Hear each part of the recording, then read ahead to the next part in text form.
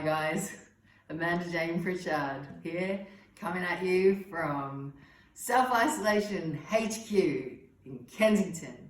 I'm very pleased to be sharing a tale with you for the guys at Tales of Whatever. And I thought I'd make it a musical one. The problem is I actually can't play this. No, but it does make an excellent fashion accessory. So I might just put it aside. So what I thought I would share with you is this tale about a very important time for me, a revelationary moment of my life actually, when I was diagnosed with bipolar. Now, the thing with bipolar is they call it a disorder. I now like to look at it as more of a mental health issue and something that I can manage. I don't see it as a disorder so much, but if I look at my life pre the diagnosis, yes, you could call it disordered. In fact, you might call it utterly freaking crazy. So if I graphed my life before the diagnosis, it literally looked like the boom and bust of an economic cycle.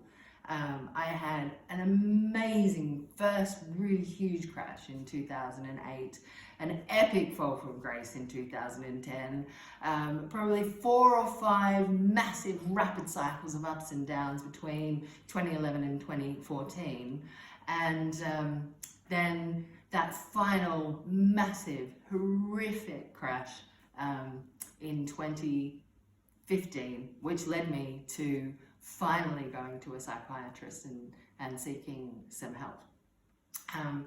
When I'm in the low parts, which I haven't actually experienced despite loads of setbacks since the diagnosis, the door is some sort of barrier I can't get past. I don't leave the house for months, literally months. I loathe myself to the point of thinking about killing myself. And in fact, I've attempted suicide twice, and the first time I woke up in hospital and the look on my mother's face was the personification of disappointment. So yes, years of horrific depressions. I would go from a size 8 to 18, which made it even worse because so much of who I am is in my body image. And then all of a sudden a switch would kind of go off and I'd start making plans and I would start exercising. Oh, I'm gonna run a marathon. And the fat would literally just vanish and I would start to socialize again, and I'm kind of, I'm just doing this, and then of course it goes out of the normal sphere, or what's normal really, but let's say this is equilibrium. A usual high for someone might be you got a new job, a usual low might be you've lost your mother or father. So this is where you go in high and this is where you go in low, and that's not normal. So the highs, wow. Well, I thought what I might do is actually read you the letter which I managed to get from Dr. Wilde, yes, that's his name, my psychiatrist who diagnosed me with bipolar, and this is the letter that he wrote to my Dr. Libby, my GP who had referred me. Dear Libby, thank you for your referral of Amanda, who I agree does definitely have bipolar disorder, characterized by recurrent, extended periods of depression, which she has been treated for on and off with antidepressants since her early 20s. In contrast, she has what appear to be definite and quite protracted hypomanic episodes in which her mood is elevated. She is energetic, driven, and motivated. She socializes more, has increased sex drive, will not sleep for extended periods of time, spends more, and takes a variety of financial, business, and personal risks. There has been a significant cost to these periods of elevated mood, including the loss of 2 marriages due to an affair with a co-worker, being fired from a number of senior level positions in PR and events, the destruction of businesses she created in part due to her hypomania, and almost needing to declare bankruptcy.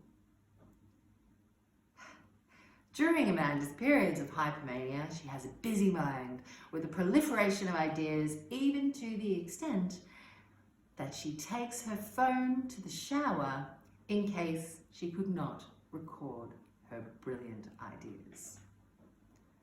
Now, all of that is true, and I will make an argument with Dr. Wilde.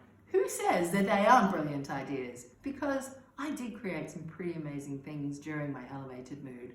The problem was I went way too far. Since my diagnosis, things have changed markedly for me, and there are a number of things that I know I need to do and I need to be vigilant about. And I know anyone out there listening knows about mental health, whether it's them, whether it's their brother, their sister, their auntie, their mother, their father, their daughter, their son, their friend.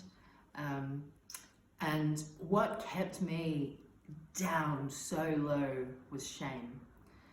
When I was low, oh no, I wouldn't tell people I was low. I had glandular fever one time. Another time, I moved overseas. I didn't move overseas. I was in bed.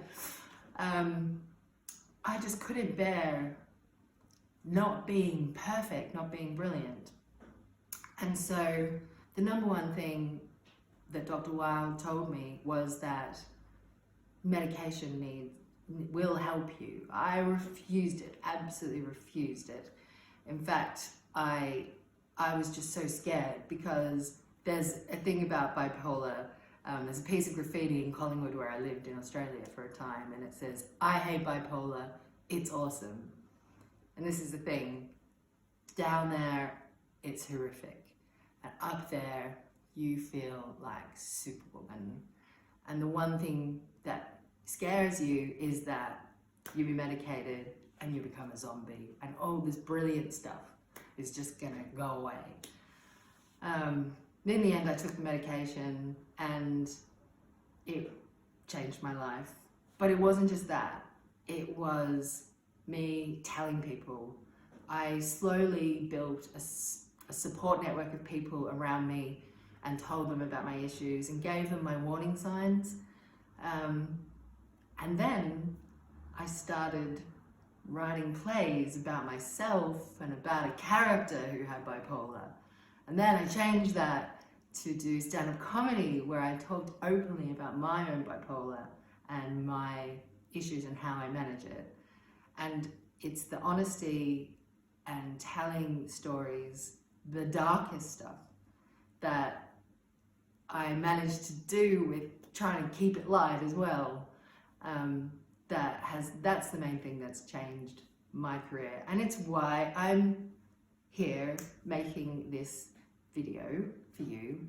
I'm going to make more, and I hope I'll be able to do more, specifically talking about some of those moments in my life, the specific times of depression or highs, because I have to tell you, bipolar, it really is amazing when you manage it, and Jesus Christ, it gives you some good stories.